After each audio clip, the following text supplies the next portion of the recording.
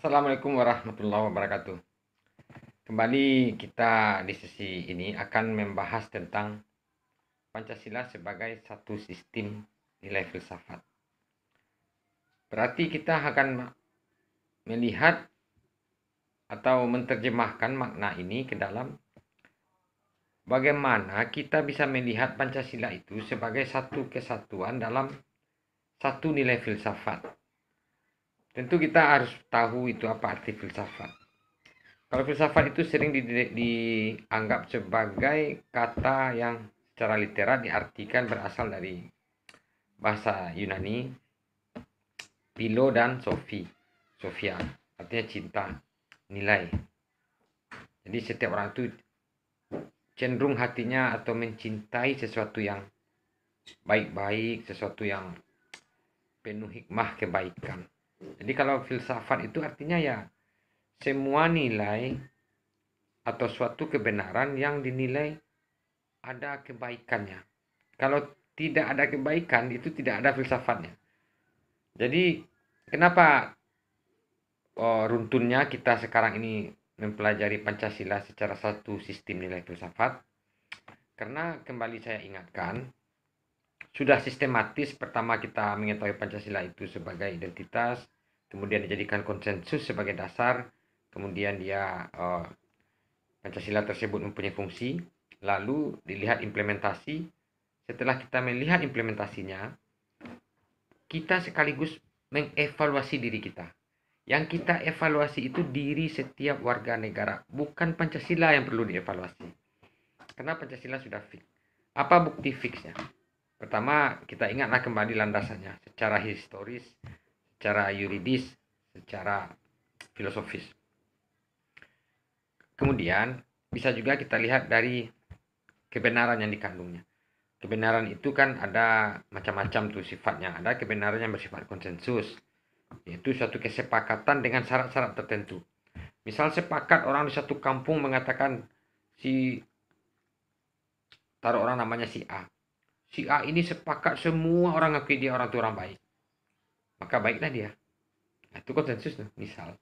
Yang kedua, ada kebenaran secara pragmatis. Pragmatis itu suatu kebenaran yang dilihat dari kemanfaatannya.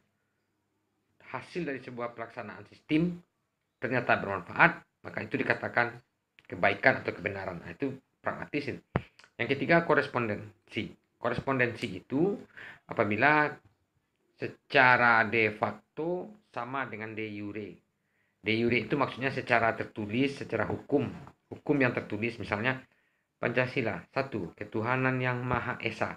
Sampai kelima, keadilan sosial bagi seluruh rakyat Indonesia. Yang tertulis itu kan de jure-nya. Pancasila secara teks. Faktanya, implementasinya. Bagaimana kelima sila tadi diimplementasikan oleh manusia. Nah, itu dia. Ketika keduanya berjalan ideal, apa yang ada di teks sama dengan yang dilaksanakan, berarti no problem. Everything is good. Everything is fine. Sama dengan umat beragama melaksanakan agamanya menurut yang sesuai dengan sumber agama. No problem. Masalah itu muncul ketika the problem is rise. Masalah itu datang ketika orang tidak sesuai lagi dengan harapan atau kondisi ideal dengan kenyataan. Baru timbul masalah. Nah, makanya kemarin saya mengajak kita untuk melihat implementasi Pancasila di setiap tonggak sejarah. Apa tujuannya? Sehingga kita tahu, oh problemnya itu terletak di sini, problemnya itu terletak di situ. Setelah problem tahu, maka perlu kita lihat secara kebenaran. Kebenaran itu pertama secara pengetahuan saja. Pengetahuan kita, ya tahu kita Pancasila itu ada 5 sila gitu kan.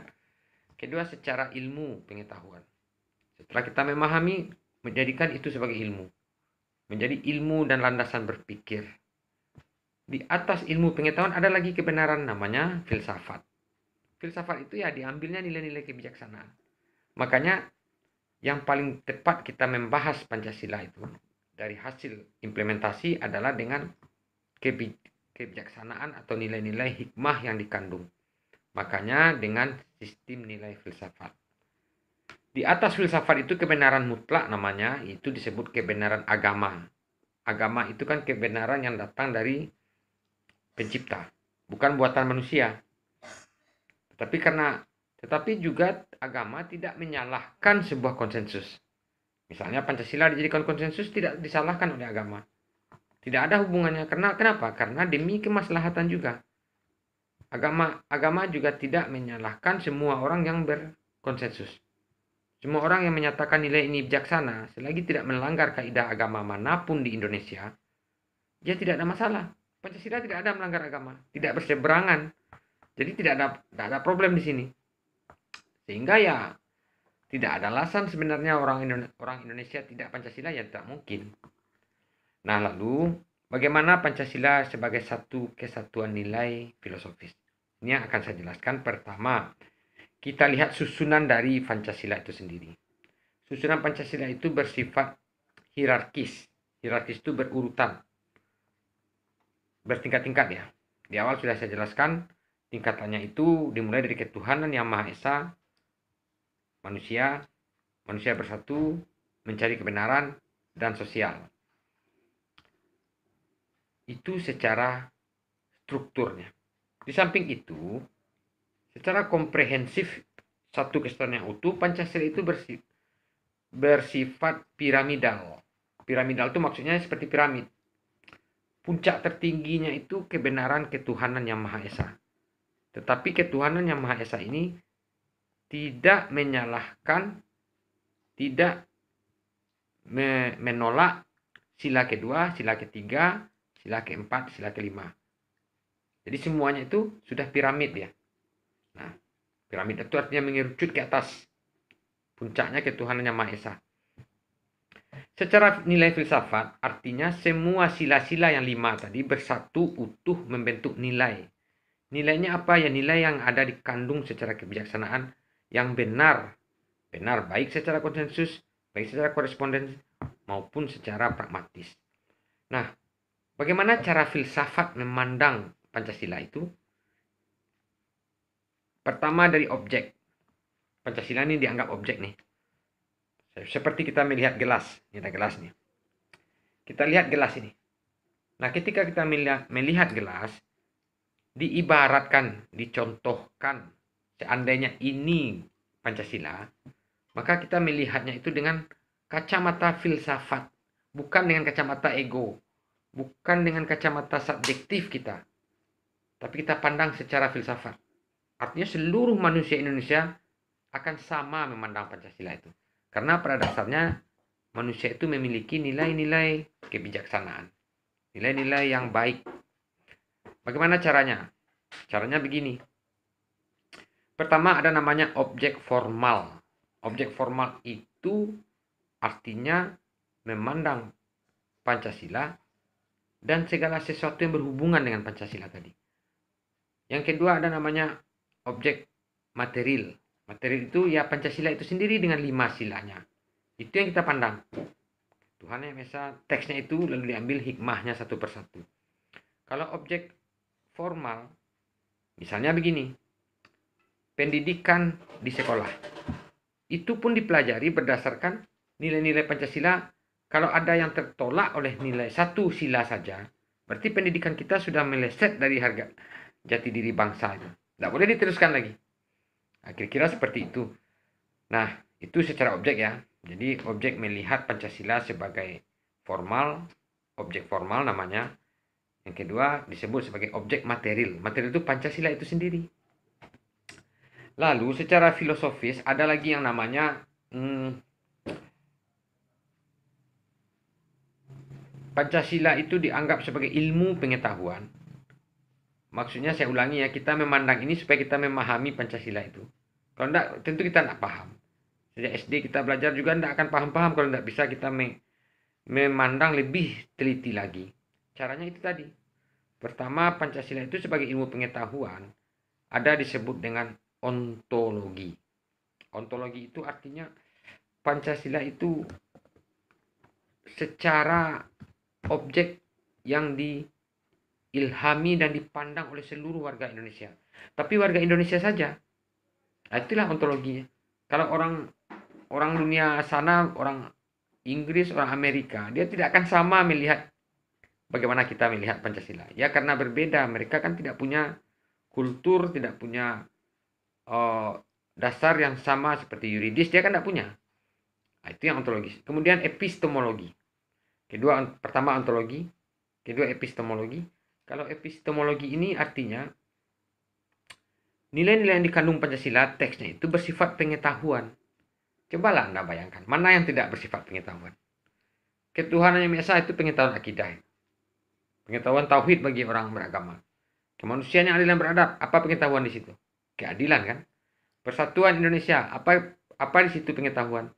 Pengetahuan itu terletak tentang cara bersatu. Macam banyak ilmu di situ itu. Ada ilmu psikologis juga. Ada ilmu sosiologi juga di situ. Keempat, kerakyatan. Apalagi kerakyatan yang dipimpin oleh hikmah kebijaksanaan dalam permusyawaratan perwakilan. Ada pengetahuan di situ. Pengetahuan cara memimpin, kepemimpinan, cara bermusyawarah dan lain-lain. Kelima, keadilan sosial. Situ juga bagaimana penerapan hukum, bagaimana cara mendistribusikan kemakmuran. Di situ kan pengetahuan. Jadi kalau Pancasila secara epistemologi artinya bagaimana pengetahuan tadi itu berkembang dia. Contoh berkembang begini. Dulu keadilan itu misalnya dengan cara melakukan pasar bebas. Kemudian ternyata pengetahuan mengatakan itu tidak efektif. Dirubah lagi. Ada namanya pasar yang diatur. Ada namanya pasar yang dikontrol. Tujuannya sama-sama untuk keadilan. Tetapi ternyata secara pragmatis, secara hasil, salah satu itu kan ada yang gagal. Ternyata ini tidak lebih baik daripada ini. Maka dipakai yang ini. Makanya terjadi pengembangan pengetahuan. Pengetahuan ini adalah sila-sila dari Pancasila. Yang terakhir, yang ketiga itu namanya aksiologi. Aksiologi itu artinya nilai-nilai. Nilai-nilai artinya arah dari maksud Pancasila itu menjadi sebuah ideologi di dalam diri. Menjadi sebuah pemahaman yang hakiki. Sehingga ketiga itu secara ontologi, secara epistemologi, secara aksiologi, Pancasila itu kita pandang sebagai satu kesatuan, tidak bisa dipisahkan. Maka itulah yang dimaksud dengan memandang Pancasila sebagai satu kesatuan nilai filsafat. Tidak bisa diambil satu sila saja lalu kita pandang dia secara filsafat. Tidak bisa. Contoh nih, kita ambil satu sila. Ambillah sila pertama. Keadilan satu sila. Ketuhanan yang Maha Esa. Dari sila ketuhanan yang Maha Esa itu, kita tentukan nilai filsafatnya. Berarti kan kita mengambil satu sila, tidak berhubungan dengan sila kedua. Mana bisa? Kenapa? Karena untuk mengenal Tuhan yang Maha Esa, maka kita harus tahu dulu tentang manusia yang adil dan beradab. Tidak bisa kita mengenal sifat Tuhan yang Maha Adil misalnya. Keadilan saja kita tidak mengerti, bagaimana pula kita bisa mengenal Tuhan sebagai Sang Pencipta yang adil. Nah, itulah contoh, makanya disebut satu kesatuan. Tidak bisa dipisah sila itu satu persatu untuk melihat nilai kebijaksanaan. Kecuali dalam memberikan pembelajaran atau Anda sedang meneliti atau Anda sedang membuat tugas kuliah, Anda pisahkan sila satu, tapi itu hanya metode untuk Anda memahami sila keseluruhan. Itu boleh. Itu hanya kan proses saja. Nah, terakhir, kita sudah melihat itu di negara manapun kan ada mereka itu punya dasar negara juga. Ada misalnya macam-macam lah, ada sosial komunis, ada liberal. Cobalah Anda lihat-lihat bagaimana mereka dengan dasar negara mereka, bagaimana kita dengan dasar negara kita. Akan Anda temukan di situ bahwa ternyata dasar negara itu menentukan sekali identitas warga negaranya. Pelanggaran-pelanggaran pasti pernah terjadi. Itu sudah fitrahnya manusia melanggar kaidah-kaidah yang telah ditentukan. Baik itu melanggar janji, melanggar kaidah, melanggar konsensus, itu sudah potensi manusia seperti itu. Hanya tugas kita mempelajari, meneliti, melihat, memutuskan, kemudian mencari solusi agar jangan terjebak kepada terjadinya pelanggaran yang demikian seiring waktu berjalan. Kira-kira dengan adanya Anda memahami perbandingan tadi, Anda akan mengenal gitu bahwa ternyata Pancasila sudah sangat tepat dengan jati diri kita sebagai warga negara Indonesia. Sejak dahulu kala sampai sekarang, sampai kapanpun. Terakhir pesan saya kepada mahasiswa yang membuat tugas, ya buatlah tugas itu sesuai dengan induk materi, karena itu sudah terstruktur dengan baik. Jangan ketika kita berbicara filsafat, dilihat di Google atau dibaca di literasi, tidak nyambung dia. Di situ berbicara tentang ilmu filsafat. Ilmu filsafat adalah ilmu yang mempelajari tentang nilai-nilai kebijaksanaan. Itu yang diadopsi, itu yang di ATM. ATM kan tahu itu, ambil, tiru, modifikasi. Ya salah dia. Jadi caranya ya gunanya ada tema-tema pokok. Dari situlah Anda bisa melihat apa-apa yang diperlukan.